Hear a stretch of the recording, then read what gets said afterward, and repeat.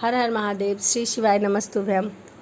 आज हम सुनेंगे श्रवण मास की कथा अध्याय 10 और इससे पहले आपने सुना श्रवण मास की कथा अध्याय 9। उसमें आपने सुना शुक्रवार के दिन जो व्रत किया जाता है उसकी कथा मैंने आपको सुनाए थे। और इसमें हम सुनेंगे श्रवण मास में शनिवार में किए जाने वाले कृत्यों का वर्णन। तो चलिए कथा को शुरू करते हैं।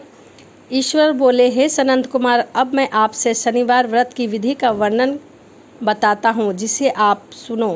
श्रवण मास में शनिवार के दिन नरसिंह, शनि और अंजनी पुत्र हनुमान, इन तीनों देवता का पूजन हमें अवश्य करना चाहिए। दीवार एवं स्तंभ नरसिंह की सुंदर प्रतिमा बनाकर हल्दी युक्त चंदन से और नीले, लाल और पीले सुंदर पुष्पों से माँ लक्ष्मी सहित जगतपति नरसिंह का भली भांति पूजन करना चाहिए। उन्हें खिचड़ी का भोग लगाना चाहिए तथा कुंजर नामक शाक का भोग अर्पण करना चाहिए। उसी को स्वयं भी खाना चाहिए और ब्राह्मणों को भी खिलाना चाहिए। तिल का तेल तथा धृत स्नान भगवान नरसिंह को प्रिय है। शनिवार के दिन तिल सभी कार्यों के लिए शुभ माना गया है। शनिवार के दिन तिल के तेल से ब्राह्मणों तथा सुहागिन स्त्रियों को उपटन लगाना चाहिए और अपने कुटुंब सहित सभी के शरीर पर उपटन अवश्य लगाना चाहिए तथा उड़द का भोजन ग्रहण करना चाहिए। इससे भगवान नरसिंह प्रसन्न होते हैं। इस प्रकार श्रवण मास के चारों शनिवार में इस व्रत को करना चाहिए। जो ऐसा करता है उनके घर में स्थिर लक्ष्मी का वास होता है और धन धान्य की समृद्धि होती है। पुत्रहीन व्यक्ति पुत्र वाला हो जाता है और इस लोक में सुख भोग कर अंत में वैकुंठ को प्राप्त करता है। नरसिंह की कृपा से मनुष्य की चारों दिशाओं में व्यापक रहने वाले उत्तम कीर्ति होती है। हे सौम्य, मैंने आपसे नरसिंह का यह उत्तम व्रत कहा है। हे सनंत कुमार, अब शनिवार की प्रसन्नता के लिए जो करना चाहिए उसे सुनो। एक लंगड़े ब्राह्मण और उसके अभाव में किसी ब्राह्मण के शरीर में तिल का तेल लगाकर उसे उष्ण जल से स्नान कराना चाहिए। उष्ण मतलब गर्म जल से स्नान कराना चाहिए और श्रद्धापूर्वक नरसिंह के लिए बताए गए अन्न अर्थात खिचड़ी उसे अवश्य खिलानी चाहिए। उसके बाद तेल लोहा, काला तिल, काला उड़द, काला कंबल प्रदान करना चाहिए। इसके बाद व्रती यह कहे कि मैंने सब शनिवार को प्रसन्नता के लिए सभी कार्य किए हैं, शनि देव मुझ पर प्रसन्न हो। उसके बाद तिल के तेल में शनि का अभिषेक करना चाहिए। उसके पूजन में तिल तथा उड़द के अक्षत अवश्य रखनी चाहिए। हे मुने, अब मैं शनि का ध्यान बताता हूँ, आप ध्यान पूर्वक सुनिए। ओम शनिश्चराय, कृष्ण वर्ण वाले हैं, मंद गति वाले हैं, काश्यप गोत्र वाले हैं, सौराष्ट्र देश में पैदा हुए हैं, सूर्य पुत्र हैं, वर देने वाले हैं, दंड के समान आकार वाले मंडल में स्थित है, इंद्र नील मणि तुल्य कांति वाले हैं, हाथों में धनुष बाण त्रिशूल धारण किए हुए हैं, गिद्ध पर आरूढ़ है, यम इनके अधिदेव हैं, ब्रह्म इनके अधिपत्य देव हैं। ये कस्तूरी आगरू का गंध, गुलगुल का धूप ग्रहण करते हैं, इन्हें खिचड़ी प्रिय है। इस प्रकार ध्यान की विधि कही गई है। इनके पूजा के लिए लोहमयी सुंदर प्रतिमा बनाना चाहिए। हे द्विज श्रेष्ठ, इनके नियमित की गई पूजा में कृष्ण अर्थात काली वस्तु का दान अवश्य करना चाहिए। ब्राह्मण को काले रंग के 2 वस्त्र देने चाहिए और काले बछड़े सहित काली गाय का गौदान प्रदान करना चाहिए और विधिवत इनकी पूजा करके प्रार्थना करनी चाहिए तथा स्तुति करनी चाहिए। आराधना में संतुष्ट होकर जिन्होंने नष्ट राज्य वाले राजा नील को उनका महान राज्य पुण्य प्रदान कर दिया। हे शनिदेव, मुझ पर प्रसन्न हो। नील अंजन के समान वर्ण वाले, मंद गति से चलने वाले और छाया देवी तथा सूर्य से उत्पन्न होने वाले उन शनिश्चर देव को मैं नमस्कार करती हूँ। मंडल के कोण में स्थित आपको नमस्कार है। पिंगल नाम वाले आप शनि को नमस्कार है।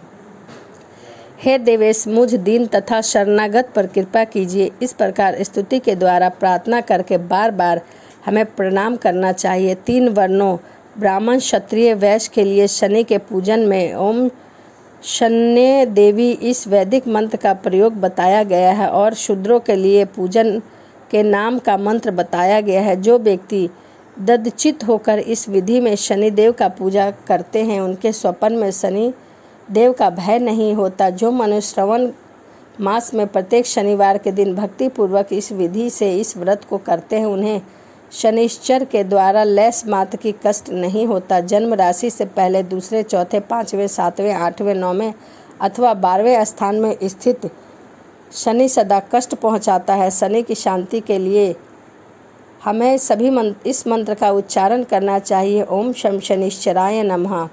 उसकी प्रसन्नता के लिए इंद्र नीलामनी दान करना चाहिए। हे सनंत कुमार, इसके बाद अब मैं हनुमान जी की प्रसन्नता के लिए विधि का वर्णन बताता हूँ। हनुमान जी की प्रसन्नता के लिए श्रवण मास में शनिवार को रुद्र मंत्र के द्वारा तेल से उनका अभिषेक करना चाहिए। तेल से मिश्रित सिंदूर का लेप उन्हें समर्पित करना चाहिए।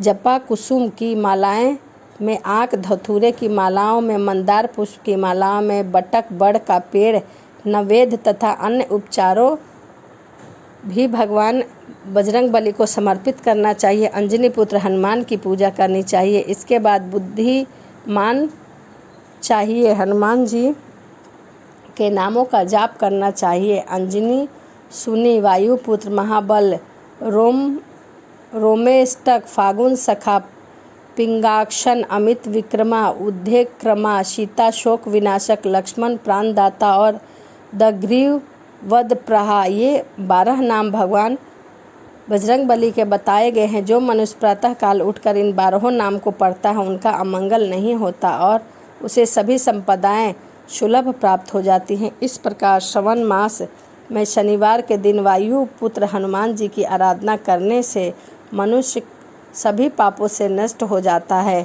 और अंजनी पुत्र की कृपा से वह सभी कार्य करने में वेगवान तथा बुद्धि वैभव से युक्त हो जाता है। इसके बाद शत्रु नष्ट हो जाते हैं, मित्रों की बुद्धि में वृद्धि हो जाती है, वह वीर्यशाली तथा कार्तिकेयमय हो जाता है। यदि साधन हनुमान जी के मंदिर हनुमान कवच का पाठ करे तो वह और भी सार्थक हो जाता है। हे शतम, शनिवार के दिन पीपल के वृक्ष का आलिंगन तथा पूजा करना चाहिए। शनिवार को छोड़कर अन्य किसी दिन पीपल के वृक्ष को स्पर्श नहीं करना चाहिए। शनिवार के दिन उसका आलिंगन सभी संपदाओं को प्राप्त कराने वाला होता है।